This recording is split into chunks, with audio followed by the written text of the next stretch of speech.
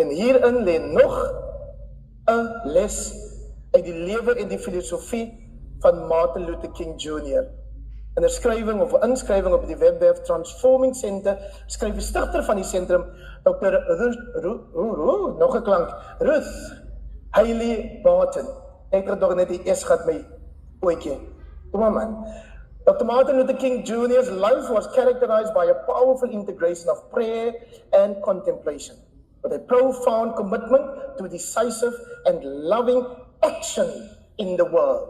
Iets doen, aksie neem, nie net sit en mou nie net sit en wys hoe slim jy is, want jy kan die fout uitwys nie, maar om iets te doen aan die fout, aan die probleem, aan die uitdaging, aan die vullis wat so lê daar by die veldjie, want almal gaan gooi dit nou daar, aan die pyp wat lek en almal gaan môre so in die water wees, aan die môre voor die, julle weet waarvan ek praat.